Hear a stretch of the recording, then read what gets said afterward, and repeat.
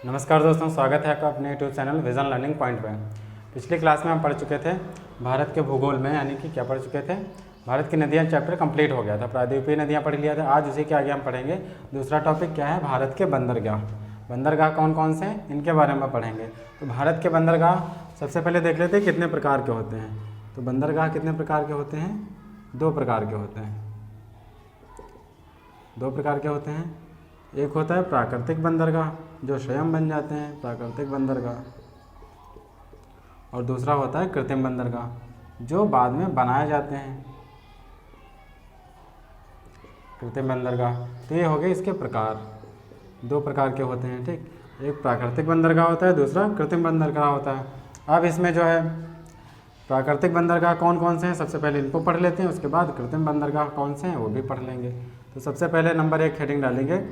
जैसे यहाँ से स्टार्ट होता है गुजरात, महाराष्ट्र, जो जितने भी तटीय राज्य हैं। तो बंदरगाह कहाँ पे होगा? जहाँ पे समुद्र से जो है जुड़ा हुआ राज्य होगा, यहीं पे तो बंदरगाह होगा। यहीं से शिप वगैरह हैं यहीं से आएंगे जाएंगे। तो जो है बंदरगाह कहाँ होते हैं? जो सी पोर्ट होते हैं, यानी कि जो तटीय राज्य होते हैं वहीं पे जो है बंदरगाह होते हैं। तो थोड़े इधर होंगे पश्चिम की साइड में, और थोड़े इधर यानी कि पूरब की साइड में होंगे।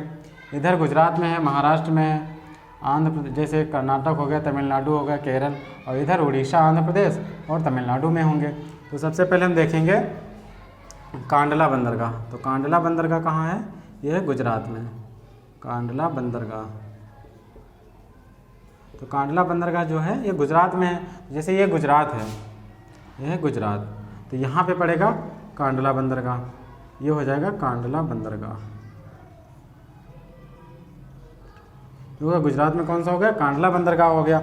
अब जो है जैसे विकसित कब किया गया, इसको कब विकसित किया गया, तो इसमें पॉइंट लिख लेंगे भारत विभाजन के बाद।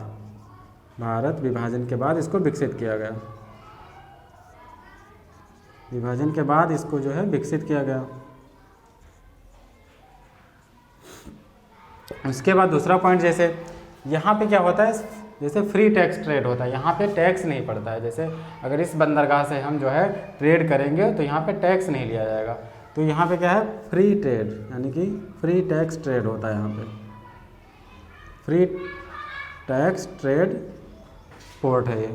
यहाँ पे जैसे जो आने जाने पे जो टैक्स लिया जाता है उसका यहाँ पे जो है टैक्स नहीं देना पड़ता है। और यहाँ से जैसे कौन कौन से काम होते हैं, तो इम्पोर्ट भी होता है, इंपोर्ट भी होता है और एक्सपोर्ट भी होता है। यानी कि यहाँ से इंपोर्टिंग भी होती है और एक्सपोर्टिंग, यानी कि आयात और निर्यात। यहाँ से सामान मंगाया भी जाता है और भेजा भी जाता है दूसरे देशों को। तो ये हो गया इंपोर्ट और एक्सपोर्ट होता है। और जो है क्या क्या चीज़ें यहाँ से भेजी जाती हैं, जैसे पेट्रोलियम के उत्पाद हो गए, पेट्रोलियम के उत्पाद हो गए, और उर्वरक हो गए जैसे फर्टिलाइजर्स वगैरह, और जो है इलेक्ट्रॉनिक के सामान जो बाहर से मंगाए जाते हैं, इलेक्ट्रॉनिक्स की चीज़ें। तो ये सारी चीज़ें जो हैं कांडला बंदरगाह से की जाती है। अब वर्तमान में इसका क्या है? वर्तमान में इसका नाम बदल दिया गया है। तो इसका नाम क्या हो गया है, यानी कि इसका नाम परिवर्तन हो गया। वर्तमान में क्या हो गया?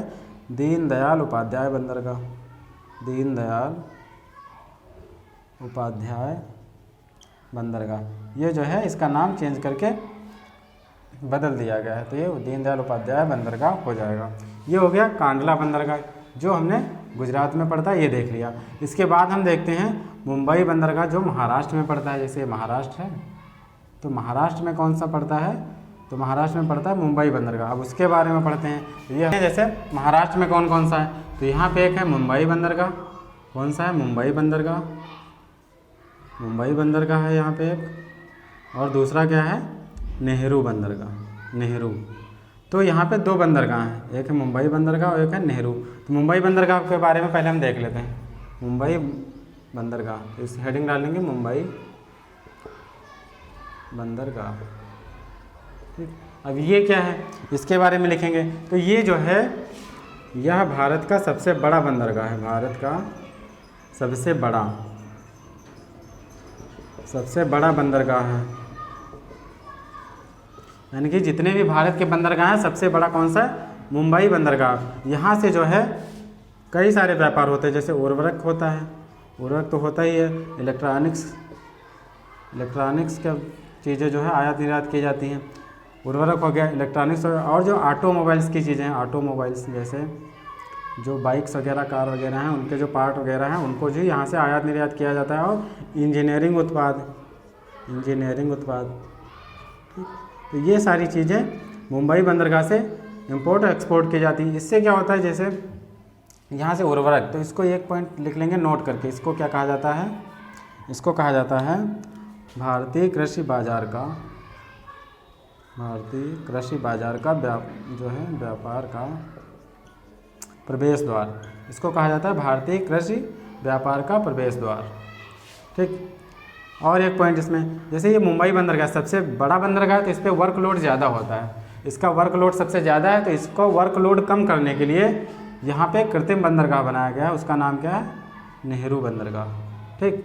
तो इसको बाद में यहाँ पे विकसित किया गया है। पहले सिर्फ क्या था, मुंबई बंदरगाह, लेकिन इसका वर्कलोड कम हो जाए, यहाँ पे भार ज़्यादा पड़ रहा था, तो उसकी अपेक्षा जो है यहाँ पे नेहरू बंदरगाह जो है विकसित किया गया है। तो यहाँ पे क्या लिख लेंगे, यहाँ पे लिख लेंगे जो है मुंबई बंदरगाह जो है, मुंबई बंदरगाह का भार कम करने के लिए,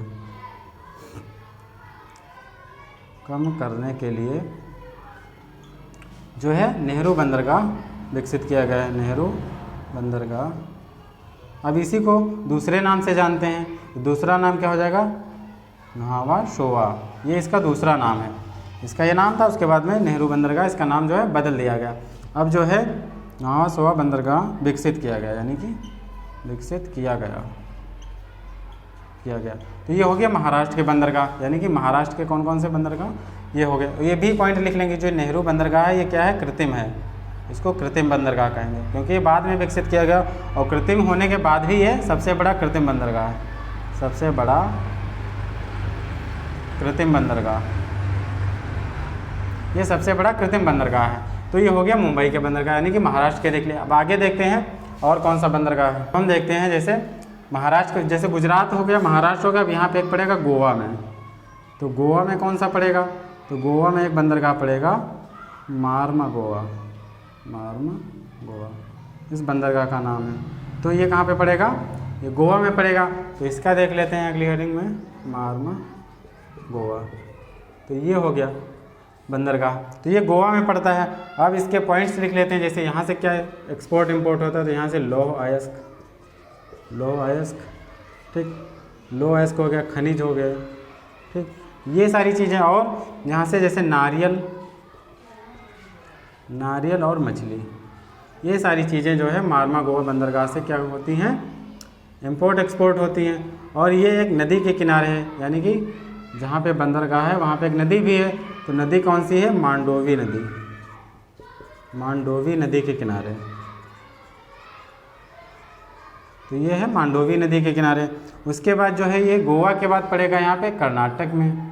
तो कर्नाटक में कौन सा पड़ेगा, तो कर्नाटक में यहाँ पे पड़ेगा न्यू मैंगलोर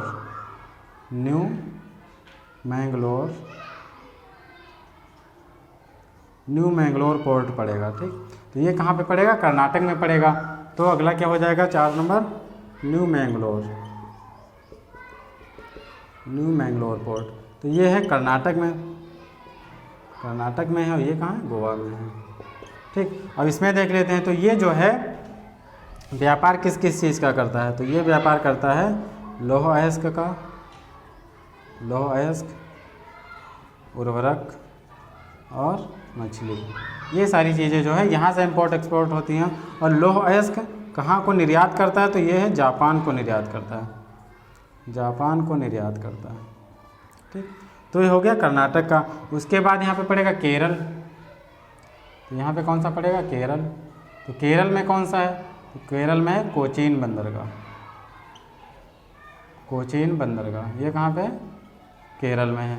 तो केरल में पड़ेगा कोचीन बंदरगाह। तो कोचीन बंदरगाह नंबर 5 हो जाएगा।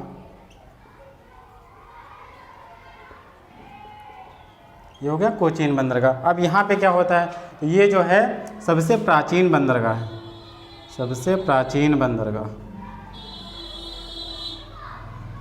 ये जो है सबसे प्राचीन बंदरगाह है।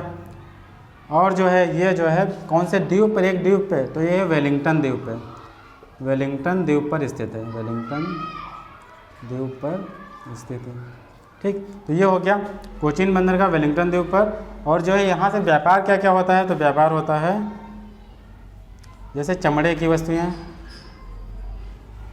चमड़े की वस्तुएं हो गई, चमड़े की वस्तुएं, मसाले, ये सारी चीज़ें जो हैं कोचीन बंदरगाह से आयात निर्यात की जाती हैं। तो हमने देख लिया जितने भी पश्चिमी साइड के बंदरगाह था वो हमने देख लिए। अब आगे हम देखते हैं जितने इधर पूर्वी साइड में बंदरगाह पड़ते हैं।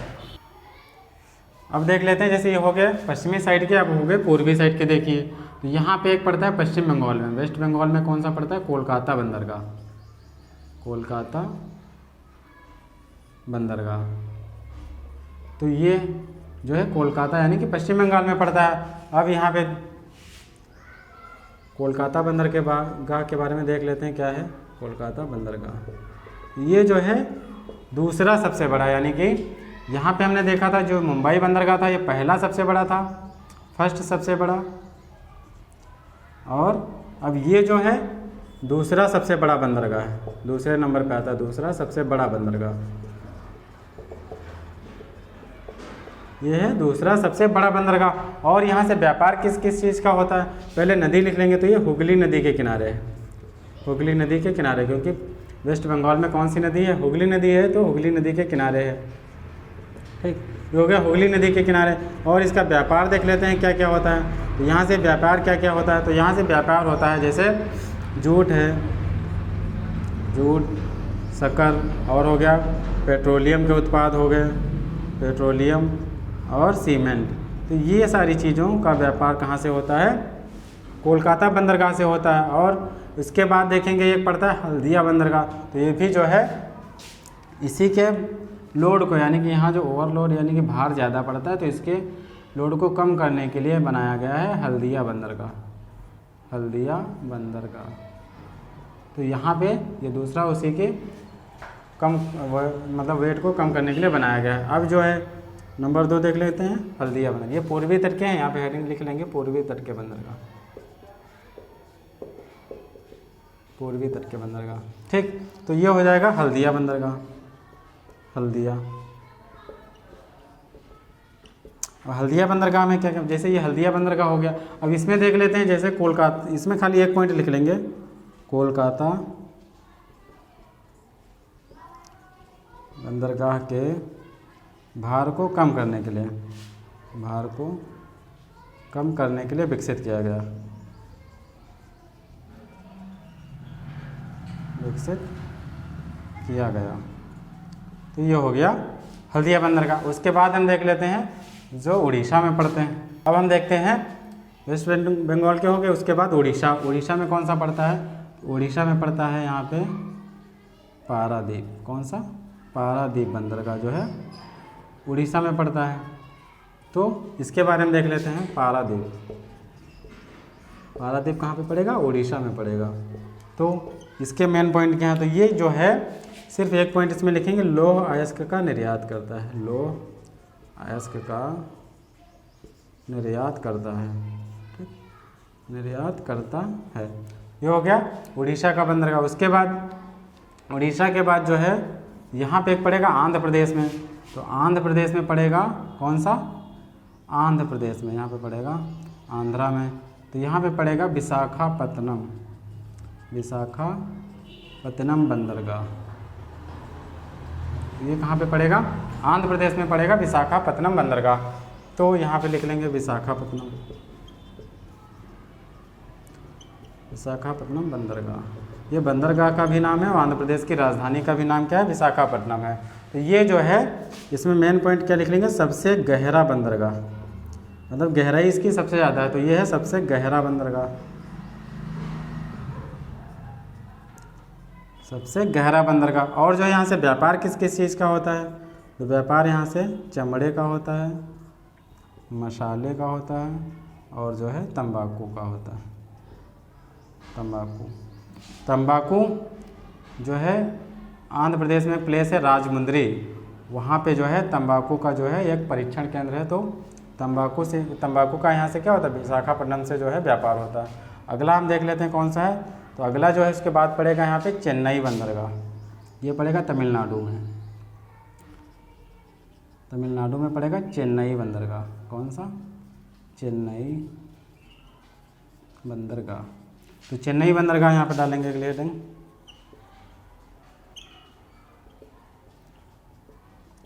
चेन्नई बंदरगाह। अब इसके बारे में हम देख लेते हैं क्या है। तो ये जो है तमिलनाडु में पड़ता है, या दूसरा जो है यह दूसरा सबसे बड़ा कृत्रिम बंदरगाह। प्राकृतिक बंदरगाह सबसे बड़ा पूछेगा तो मुंबई हो जाएगा, और प्राकृतिक दूसरा सबसे बड़ा पूछेगा तो कोलकाता बंदरगाह हो जाएगा। अब कृत्रिम में पूछेगा तो यह दूसरा सबसे बड़ा है, तो पहला कौन सा होगा, तो ये बताया था ये कृत्रिम बंदरगाह है, तो ये पहला सबसे बड़ा कृत्रिम बंदरगाह है। फर्स्ट सबसे बड़ा कृत्रिम बंदरगाह है, ठीक। और ये दूसरा सबसे बड़ा कृत्रिम बंदरगाह है चेन्नई, सेकंड सबसे बड़ा कृत्रिम, ये सेकंड सबसे बड़ा कृत्रिम बंदरगाह है, तो सबसे बड़ा कृत्रिम बंदरगाह है, ठीक। और ये श्रीलंका के साथ जो है, जैसे श्रीलंका यहाँ पे नीचे है, तो श्रीलंका के साथ जो है व्यापार को क्या करता है, नियंत्रित करता है। श्रीलंका के साथ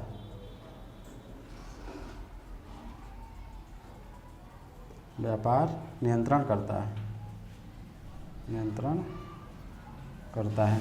अब इसके बाद दो बंदरगाह और हैं, वो भी हम देख लेते हैं। दो और बंदरगाह कौन कौन से, तो तमिलनाडु में ही हैं दो। दूसरा अब यहाँ पे जैसे चेन्नई बंदरगाह होगा, उसके बाद एक एन्नौर बंदरगाह, एन्नौर, ये भी तमिलनाडु में ही है। तो ये पूरा जो है जितने बंदरगाह तमिलनाडु में ही है, तमिलनाडु जो है पूरा एरिया यहाँ तक है, मान लीजिए एन्नौर बंदरगाह, एन्नौर बंदरगाह। अब यहाँ देख लेते हैं एन्नौर बंदरगाह के बारे में।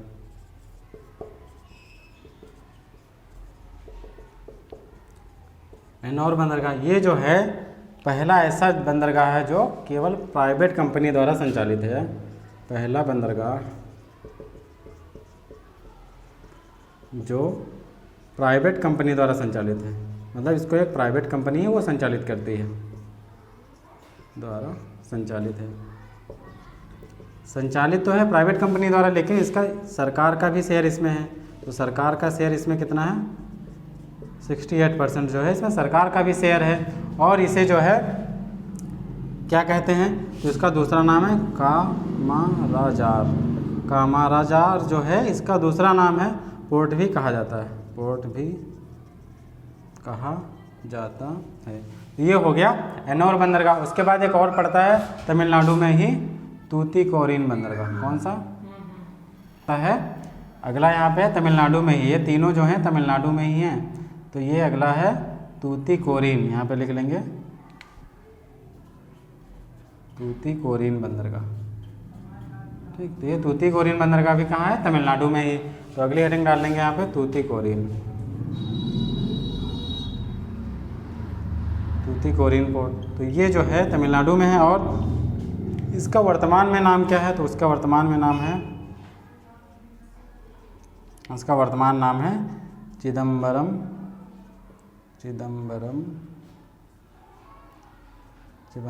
चिदम्बरनार बंदरगाह, इसका वर्तमान में नाम। और यहाँ से क्या होता है, तो ये जो है यूएस के लिए साप्ताहिक सुविधा उपलब्ध कराता है, यानी कि जो यूएस है यूनाइटेड स्टेट, उसके लिए साप्ताहिक यानी कि हर हफ्ते वहाँ से आता जाता है। तो ये हो जाएगा यूएस के लिए साप्ताहिक सुविधा उपलब्ध कराता है।